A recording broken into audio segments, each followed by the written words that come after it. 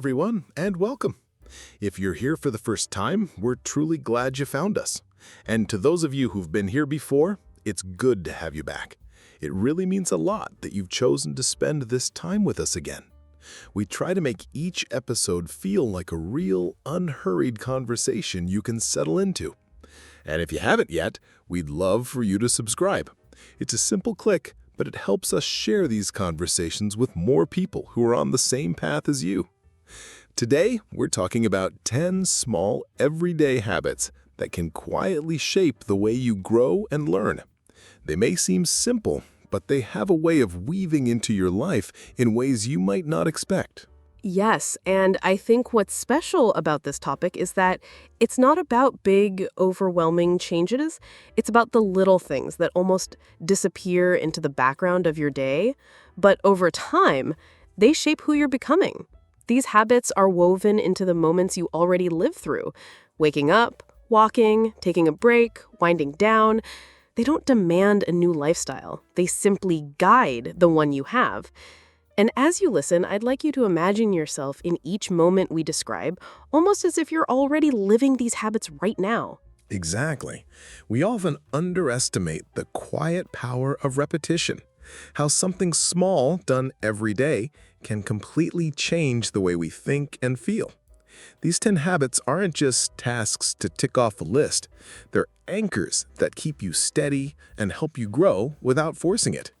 By the end of this episode, you'll see how each one can slip naturally into your routine and slowly build the life you want. So wherever you are, maybe on your morning walk, maybe making dinner, just let yourself be here in this moment with us. And if you haven't subscribed yet, now's a good time. It's quick, and it helps this podcast reach more people who can benefit from these kinds of conversations. Because today isn't just about hearing ideas, it's about feeling them, imagining them in your own life, and realizing how close they already are. So take a deep breath, settle in, and let's step together into these 10 simple habits that could quietly transform the way your days feel. Let's start with habit number 1. You know, Priya, there's something magical about those first few minutes after waking up. The air feels softer, the world outside is still quiet, and even the sunlight has this warm, gentle glow. I used to grab my phone the moment I opened my eyes, checking messages, scrolling through social media, but it always felt like I was starting my day in a rush, like I was already behind. Now I just lie there for a moment, breathe deeply, and let my thoughts settle. It's like giving my mind a little space before the noise begins. Honestly, it makes the whole day feel calmer. Exactly, Ryan. I think so many people don't realize how precious those early moments are. When I started spending the first few minutes in quiet reflection instead of instantly picking up my phone, I noticed something huge. My mind felt lighter. It's almost like you're giving your brain permission to wake up gently instead of throwing it straight into chaos. I usually sit by my window with a cup of warm tea, just watching the light slowly fill the room. It's such a peaceful way to start. Yeah, and it's not just about being peaceful, it's about control. When you start the day with your phone, you're letting the outside world decide your mood. One bad email or a stressful headline, and suddenly your morning feels heavy. But when you take those first moments for yourself, whether it's sitting quietly, saying a short prayer, or just watching the sunlight, you set your own rhythm for the day. It's like saying, this is my time, and I'm in charge of how I begin. I completely agree. Sometimes I just close my eyes for a few extra minutes and listen. Birds outside, the sound of the kettle, maybe a little breeze through the curtain. It's almost like the world is gently saying, good morning. And you're right, Ryan. When we start without the rush, everything feels more intentional. I find myself making better choices throughout the day just because I didn't begin in a hurry. It's amazing how such a small change can have such a big impact. The stillness of those early minutes almost feels like a gift, one we often throw away by diving straight into notifications and to-do lists. I think of it like setting the tone for a piece of music. If you start with calm, steady notes, the whole song flows better. And trust me, that calm stays with you even when things get busy later. Yes, and the best part is Anyone can do this. You don't need fancy equipment. You don't have to wake up 2 hours earlier.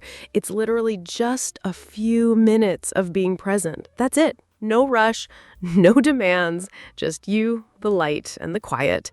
And once you've experienced how powerful that feels, you'll never want to go back to grabbing your phone first thing. All right, now let's talk about habit number 2, the mindful start. You know, most people wake up and immediately reach for their phones. I've done it too, scrolling through messages before I even get out of bed. But here's the thing. That's letting the world decide your mood for the day. Instead, what if you made just one small, deliberate choice right after waking? Something that says, hey, I'm in control today. It could be reading a single page of an inspiring book, doing a slow stretch to wake up your body, or writing one thought in your journal. These tiny actions might seem small, but trust me, they set the tone for everything that follows. Exactly, Ryan. I think what's powerful here is that it's intentional. When you start your day with purpose, you're telling your mind, this day matters, and I'm steering it. I personally love stretching in the morning. It's like I'm telling my body, we are ready for this day. Sometimes I'll even take one deep breath at the window and look outside before I do anything else. That moment grounds me, and instead of rushing into chaos, I feel calm and present. And you know what? That calm energy stays with me for hours. Yes, Kriya, that grounding is everything. I remember one week where I started each morning by writing down just one sentence about how I wanted to feel that day. And it was crazy how much that changed my decisions. Like if I wrote, I want to feel patient today, I noticed myself taking deep breaths instead of snapping when things got stressful. That one choice, just seconds in the morning, can create a ripple effect through your whole day. I love that. For me, it's also about protecting my mind from noise. When I don't start mindfully, my thoughts feel scattered and I'm more likely to get overwhelmed later. But when I take that minute to read something uplifting or move my body, it's like I'm building a little shield for my mind. And you don't need an hour-long ritual. Even 60 seconds of mindfulness is powerful if you truly commit to it. Exactly. And I want our listeners to remember, you don't need to do everything at once. Just pick one mindful action and make it yours. If you love coffee, maybe make the act of brewing it your morning meditation. Focus on the smell, the warmth, the first sip. Let it be a moment where you say, this is my start, and I choose it. That's the beauty of a mindful morning. It's yours to shape. Yes! And here's a little challenge for everyone listening. Tomorrow morning, before you touch your phone, do one small thing just for you. Maybe stretch, maybe breathe deeply, maybe write a thought. And as you do it, notice how it makes you feel. That awareness is where the magic begins. So, are you ready to try it tomorrow? You know, Priya, habit number 3 is all about movement with awareness. And honestly, it's one of my favorites because it makes you feel alive instantly. Just imagine, you're taking a slow walk, your steps are steady, you can feel the ground supporting you with every step, and there's this gentle breeze brushing your face. You're not rushing, you're just there. It's almost like the world slows down for you. And the best part, you don't need fancy equipment or a gym membership. Just step outside or even walk around your home, but do it with your full attention. I find it so calming, almost like a moving meditation. Yes, Ryan, I can totally relate to that. Habit number 3 sounds simple, but it's so powerful. I remember last week I took a short walk in the park near my home. I wasn't listening to music, I wasn't checking my phone, I was just present. I noticed the sound of leaves crunching under my shoes, the laughter of kids playing far away, and even the way the sunlight peeked through the trees. It was so refreshing. We live in such a fast-paced world that even a 5-minute walk like that can feel like a deep breath for your mind. Exactly, Priya. And here's the thing. When you move with awareness, it's not about how far or how fast you go. It's about how deeply you connect with your surroundings and your own body. For example, if you're walking barefoot on grass, really feel the cool, soft texture beneath your feet. Or if you're walking down a city street, notice the different colors, the scents, the rhythm of footsteps around you. It's amazing how many little details you usually miss when you're distracted. And you know what, Ryan? This habit also helps in breaking the cycle of stress. When you're worried about something, your mind keeps replaying the same thoughts over and over again. But the moment you start walking with awareness, your attention shifts from your head to your body. You become more grounded, both mentally and physically. And honestly, it's like giving your brain a mini vacation without spending a single penny. That's such a good point, Priya. I think our listeners can try this right after today's episode. Just step outside your door or even walk slowly around your living room and focus on each step. Feel your muscles moving, listen to the sounds around you, notice your breathing. Don't think about what's next. Just let yourself be in the moment. It's such a gentle yet powerful reset for your mind. Absolutely, Ryan. So, dear listeners, habit number 3 might look small from the outside, but it can make a huge difference in how you feel inside. Next time you walk, whether it's to the kitchen, to the bus stop, or in the park, make it a mindful walk. Feel the ground, notice the air, and let your body guide your mind back to the present. Trust me, once you try it, you'll never want to rush through your steps again. Now, let's talk about habit number 4. You know, Priya, so many people underestimate the little empty spaces in their day. Those few minutes while waiting for the bus, standing in a queue, or even while boiling water for tea. We usually just scroll aimlessly on our phones, but these moments are gold if we know how to use them. Imagine turning those tiny gaps into mini learning sessions. Maybe you listen to a quick podcast episode, read a short article, or even replay an English phrase in your head until it feels natural. It's like planting small seeds all day long, and over time, they grow into something big. Exactly, Ryan. I actually learned a lot of my vocabulary in those little moments. I remember once I was in a long bank line, and instead of complaining, I pulled out my earphones and listened to a 5-minute English conversation practice. By the time I reached the counter, I had learned 2 new expressions I still use today. Those gaps might feel like nothing time, but if you fill them with something meaningful, they become growth time. And honestly, it feels so satisfying to know that even while waiting, you're moving forward. That's such a great point. And the best part is, it doesn't feel like hard work. You're not setting aside an extra hour. You're simply transforming dead time into smart time. I think people avoid learning because they feel they need a huge block of time, but that's not true at all. If you collect these mini moments, by the end of the week, you've probably gained hours of learning without even realizing it. Yes, and let's be real, our brains love bite-sized learning. Short bursts keep you fresh and interested. I remember reading somewhere that if you learn in small chunks, you actually remember things better. So next time you're on a coffee break or even waiting for your food to arrive, pull out your audiobook or repeat yesterday's English phrases to yourself. These little habits add up in a huge way. And here's the emotional part for me. Using these small breaks makes you feel in control of your life. Instead of feeling like the day just slipped through your fingers, you know you've used every pocket of time to make yourself better. It builds confidence. You walk into conversations thinking, I've been preparing for this without even sitting down to study. And that's powerful. Absolutely. And I think it also changes your relationship with time. You stop seeing waiting as wasted and start seeing it as an opportunity. That shift in mindset alone can make you a faster, more motivated learner. So to everyone listening, take those little moments, fill them with something meaningful, and watch how they transform your learning journey. You know, Priya, sometimes I think the middle of the day is the most dangerous time for our energy. We've been working for hours, maybe running around, dealing with people, looking at screens, and by noon, it's like our brain is begging for mercy. That's why I've started doing something I call my midday reset. And no, it's not coffee or scrolling through my phone. I literally step away from everything, my desk, my phone, even the noise of the street outside. And I just breathe for 5 minutes. No talking, no thinking about deadlines, just breathing. And honestly, those 5 minutes feel like a tiny vacation for my brain. Oh, I love that, Ryan. And you're right, the middle of the day can feel so heavy.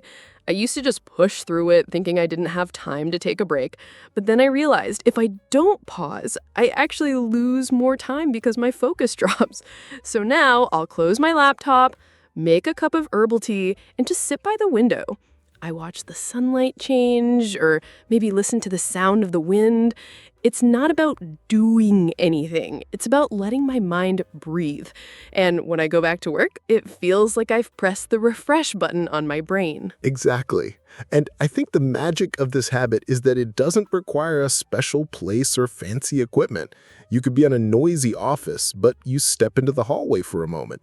Or you could be at home and just go stand on the balcony. I think people underestimate how powerful stillness is.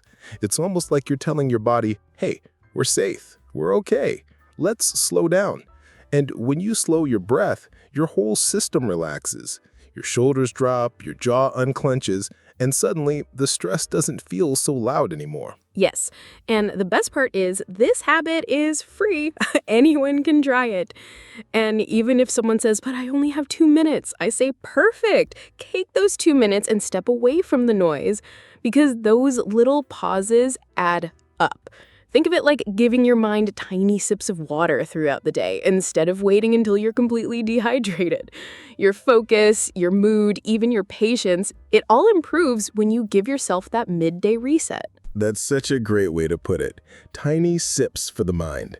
And sometimes during my midday reset, I'll just close my eyes and imagine I'm somewhere else, maybe in the mountains or on a quiet beach. Even though I'm still in my apartment, my mind takes a mini holiday. And when I open my eyes, I feel more grounded, more present. It's almost like I've been gifted a second morning in the middle of the day. Oh, I love that image, a second morning.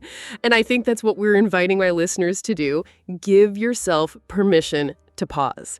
Even if the world is busy, even if your to-do list is screaming at you, take that short break. Feel your breath, notice the quiet, and let your body reset. Trust me, it's not a waste of time. It's an investment in how you feel for the rest of the day. Now that we've explored so many powerful habits so far, let's move to something a bit more personal and honestly, something we often ignore in our busy lives. Habit number 6 is about mindful consumption. And when I say consumption, I don't just mean food. I'm talking about everything we allow into our system. The food we eat, the media we watch, even the thoughts we feed our mind. The truth is, every single thing we consume shapes us in ways we don't even notice. If we're always scrolling negative news or eating while stressed, it impacts our mood, our energy, and even our relationships.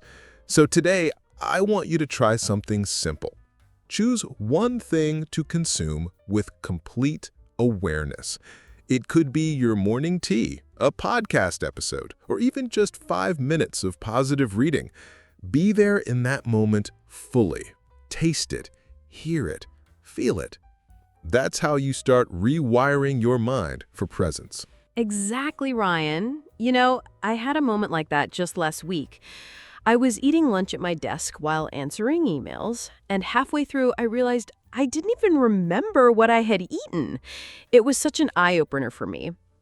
Mindful consumption is not about some fancy spiritual practice. It's about giving yourself permission to slow down and actually experience what you're consuming. And this goes beyond food. Think about the shows you watch before bed or the accounts you follow on social media. Are they uplifting you or draining you? For me, I recently unfollowed a few pages that always made me feel anxious without realizing it, and the change in my mood was instant. So pick one area today, maybe your lunch, maybe your Instagram feed, and experience it with all your senses. You might be surprised at how different you feel. That's such a great example, Priya, and it's so relatable. When I first started practicing mindful consumption, I began with my morning coffee. Instead of gulping it down while scrolling my phone, I just hold the mug, feel its warmth, inhale the aroma, and take slow sips while looking out the window. And I'm telling you, it changed my mornings. That one small habit created a calm, intentional tone for the whole day. It's like telling your brain, hey, we're starting today with awareness, not chaos. And here's the thing. When you practice this with food or media, it naturally spills into your thoughts. You start noticing, wait, is this thought serving me or draining me? And that's when real change starts to happen. Yes, and what's beautiful about this habit is that you don't need to set aside extra time. You're already eating, you're already listening to music, you're already scrolling, so why not make those moments richer? Mindful consumption is a skill you can apply anywhere. For example, even when you're watching a movie, instead of half watching while checking your phone, actually watch it. Notice the background sounds, the actors' expressions, the colors. It makes you enjoy life so much more. And with thoughts, sometimes it's about catching yourself when you're spiraling into negative self-talk and saying, nope, I'm going to choose a better thought. That little pause, that awareness is the start of emotional freedom. And Priya, I think the key here is to remember that mindful consumption is not about perfection. You're not going to be mindful with every single bite or every single thought, and that's okay. It's about building the muscle of awareness so that over time you naturally start choosing better things for yourself. And here's a small tip for everyone listening.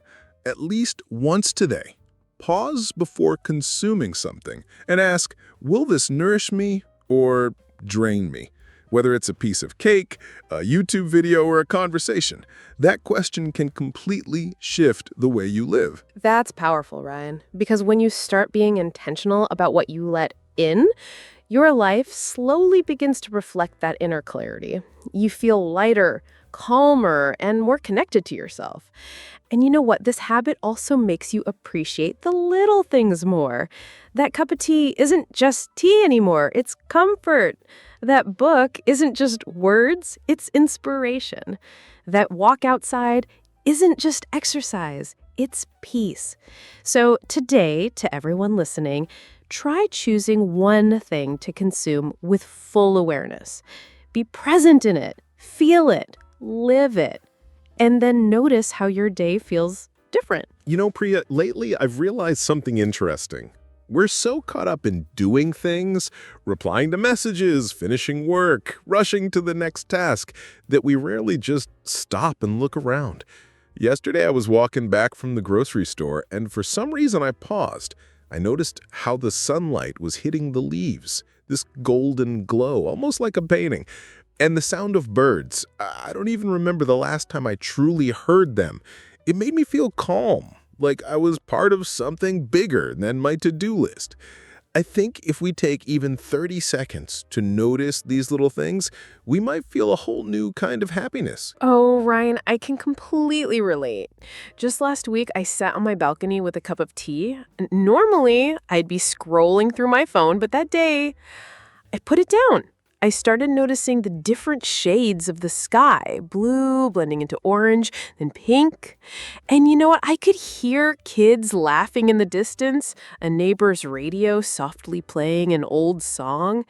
It felt like time slowed down. I think these quiet observations are like little gifts we often overlook, but they can change our entire mood. Exactly. And here's the thing, it's not about finding the perfect place or a special moment. Even waiting in traffic or sitting on a bus can be an opportunity. Look at the expressions on people's faces, the architecture of old buildings, the way shadows stretch across the road. There's so much life happening right in front of us, but we're too busy thinking about where we're going instead of appreciating where we are. I've started challenging myself to notice 3 small details every day, and honestly, it's making me more grateful. That's a great idea. And I think when we observe without rushing, we start feeling more connected, not just to the world, but to ourselves. I remember walking through a small street market, and instead of hurrying, I stopped to watch a fruit seller arranging mangoes so neatly. His hands moved with such care, like it was an art. I smiled to myself because I realized there's beauty in ordinary actions if we take the time to look. Yes, and when we allow ourselves to notice, we also give our minds a break. It's almost like meditation, but without sitting cross-legged and closing your eyes. You just observe. The smell of fresh bread when you pass a bakery, the way rainwater makes patterns on the ground, These little observations have a grounding effect. They pull you into the present moment. And that's where life is actually happening. Exactly, Ryan. It's like pressing pause in a busy movie and suddenly realizing how many beautiful frames you were missing. So, to everyone listening, maybe after this podcast, step outside or even just look around the room you're in. Notice the light, the colors, the tiny details. You might find that peace and joy were always there, just waiting for you to see them. Now let's focus on habit number 8. You know, Priya, evenings have a special magic. The light is softer, the air feels calmer, and it's like the whole world is telling you it's time to slow down. For me, this habit is about spending a few minutes reflecting on the day, what felt good, what made me smile, and yes, what I could have done better. It's not about judging myself. It's more like a friendly conversation in my own head. When I do this, I almost feel like I'm closing a chapter before starting a new one tomorrow. It's peaceful, and it helps me go to bed with a lighter heart. I completely get that, Ryan.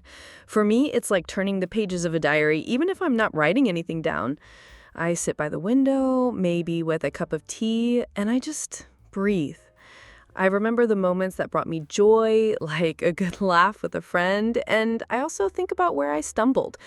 But instead of feeling bad, I tell myself, okay, tomorrow we'll do a little better. There's something so gentle about that process. It makes the day feel complete, like tying a ribbon around a gift before putting it away. Exactly, Priya. And you know, when I first started doing this, I realized how much I was missing before. I used to just rush through life, work, eat, sleep without actually noticing how my days were shaping me. Now, by pausing in the evening, I get to really see the small victories.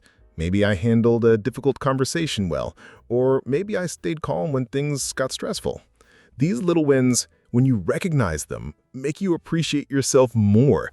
And honestly, that's such a good feeling to end the day with. That's so true. And it's not only about the good moments, right? Sometimes my reflection is about understanding my emotions. If I felt irritated, I asked myself why. If I felt proud, I ask what caused it. It's almost like having a heart-to-heart with myself.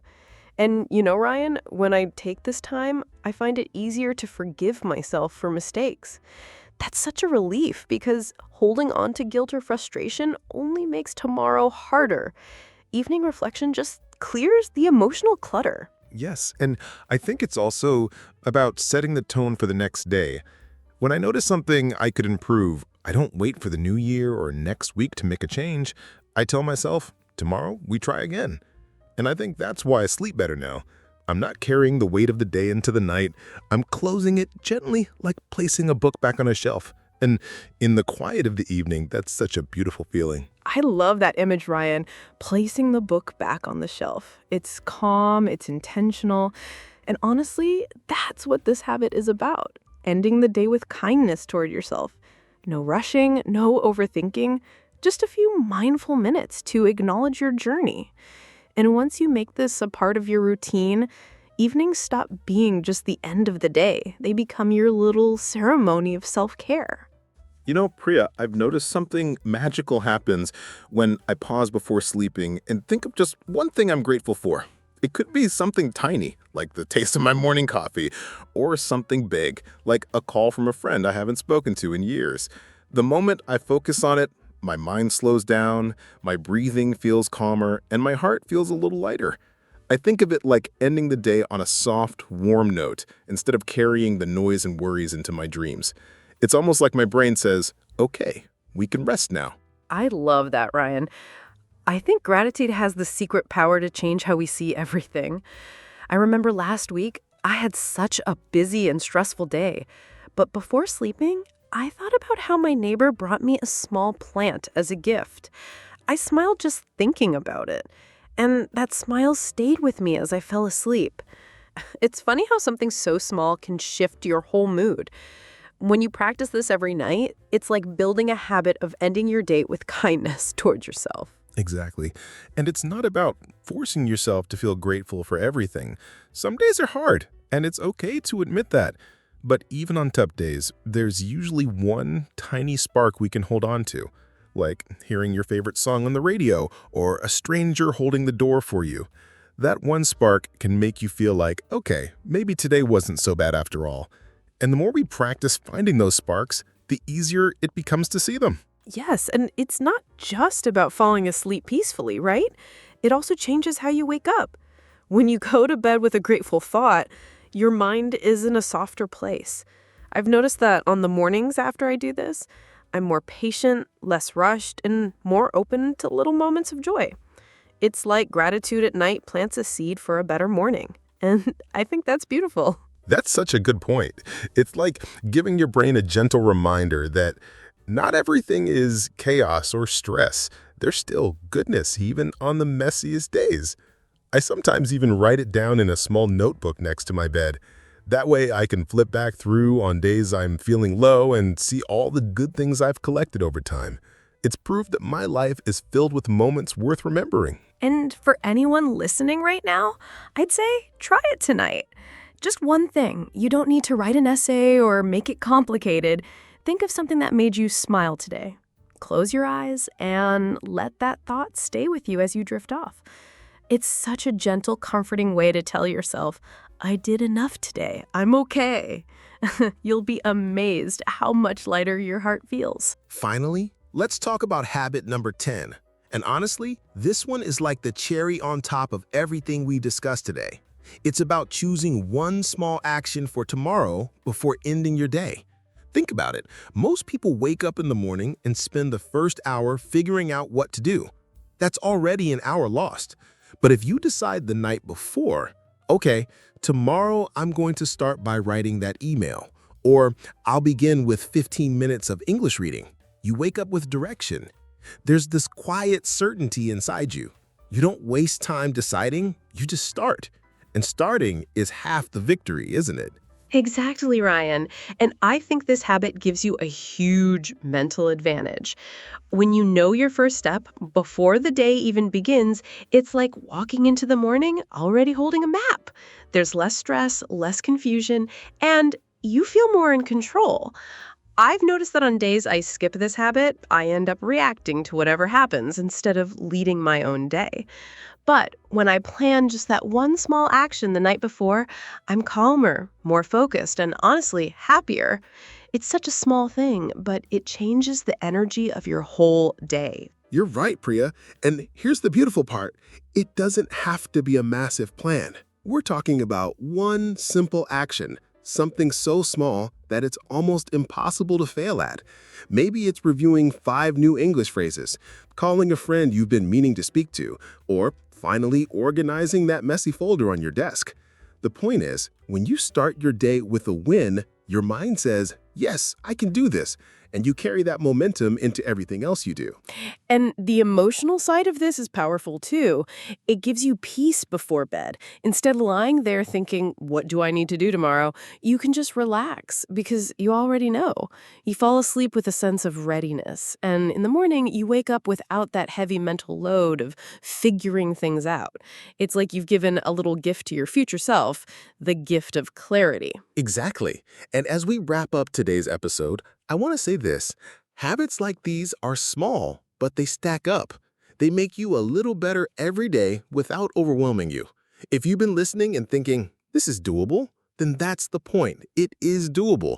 And this last habit is the bridge between today's effort and tomorrow's success. So as we close, remember, choose your one small action tonight.